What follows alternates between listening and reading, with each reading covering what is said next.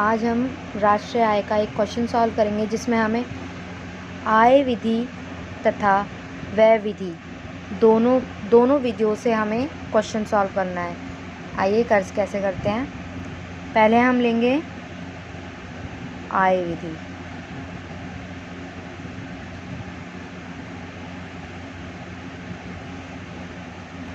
हमें आय विधि के लिए NDP/FC निकालना होगा, जिसका फॉर्मूला होता है कर्मचारियों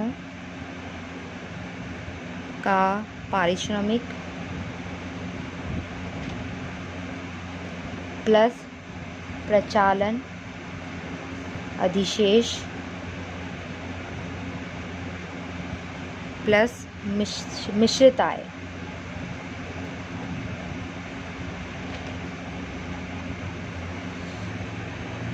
अब हम कर्मचारियों का पारिश्रमिक निकालेंगे, जिसमें हमने पहले देखा था कि इसमें चार कंपोनेंट्स होते हैं इसके, जिनको प्लस करके कर्मचारियों का पारिश्रमिक निकल सकता है। तो इसमें हमें दिया है वेतन व मजदूरी और मालिकों का सामाजिक सुरक्षा योजनाओं में योगदान।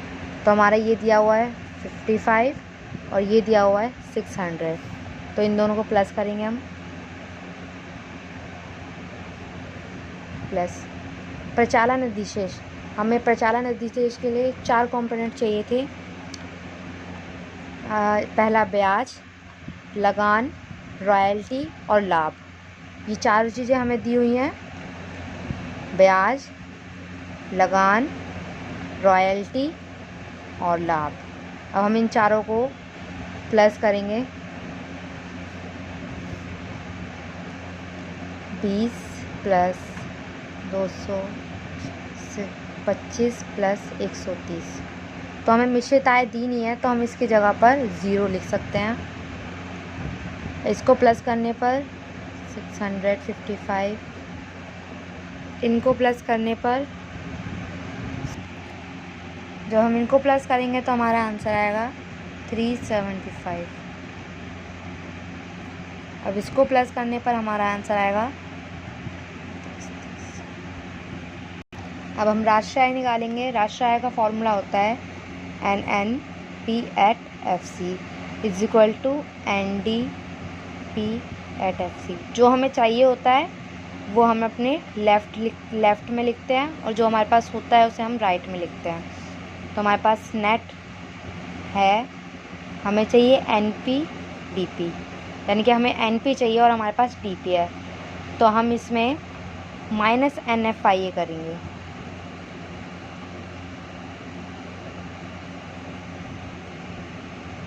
तो हमारा जो NFI है वो दिया हुआ है हमें विदेशों को दी गई निवल राष्ट्र साधन आय, यानी कि विदेशों से ली गई नहीं, विदेशों को दी गई निवल राष्ट्र आय, इसलिए हमारा माइनस होगा।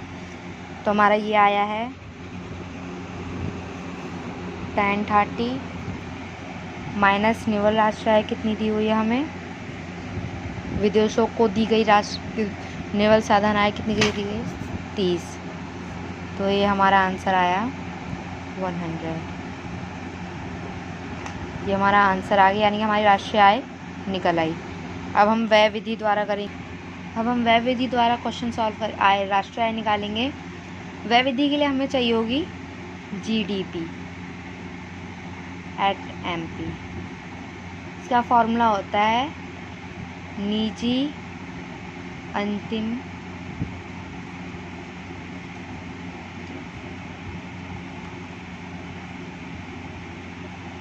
उपभोग प्लस सरकारी अंतिम उपभोग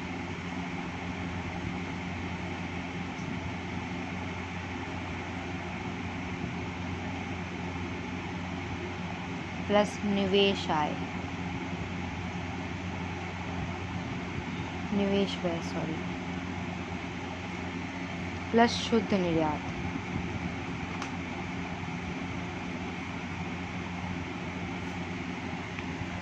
तो हमारे पास निजी अंतिम उपभोग व्यय दिया हुआ है। हमारा निजी अंतिम उपभोग व्यय दिया हुआ है हमें 800। 800 प्लस सरकारी अंतिम उपभोग व्यय दिया हुआ है 100 दिया हुआ है, तो यहाँ हम 100 लिखेंगे प्लस 100 लिखेंगे प्लस निवेश व्यय को सकल पूंजी निर्माण भी कहते हैं, तो ये 120 दिया हुआ है 120 प्लस शुद्ध निर्यात, हमें शुद्ध निर्यात 70 दिया हुआ है, तो हम यहाँ 70 लिखेंगे। इन सबको प्लस करने पर 190, ये हमारी जीडीपी निकल आई। अब हम इससे हम राष्ट्रीय आय निकालेंगे NNP at FC is equal to, इसके लिए GDP at MP। हमारे पास हमें नेट चाहिए और हमारे पास ग्रॉस है, तो हम इसमें डेप्रिसिएशन माइनस करेंगे, माइनस डेप्रिसिएशन। हमारे पास हमें NP चाहिए और हमारे पास DP है, तो हम NFIA माइनस करेंगे इसमें।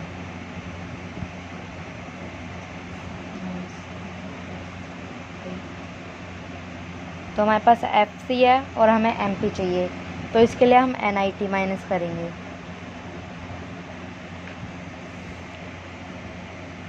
GDP कितने हैं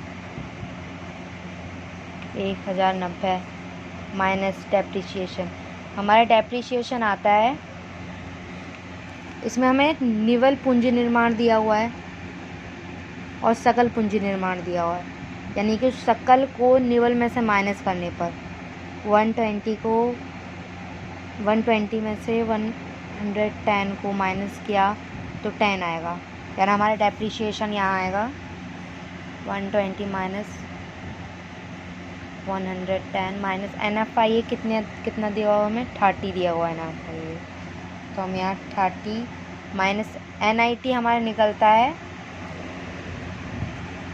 IT, यानी कि अप्रत्यक्ष कर माइनस आर्थिक सहायता, यानी कि सब्सिडी। अब हम अप्रत्यक्ष कर 60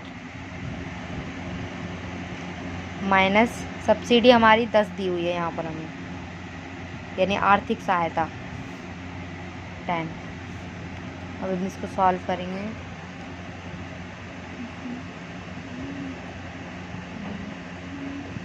-50 इसको जब हम माइनस पर इसमें जब हमारा पूरा होगा तो ये हमारा 100 आएगा 1000 सॉरी। ये हमारी नेशनल इनकम निकल आई व्यय विधि द्वारा भी और आय विधि द्वारा।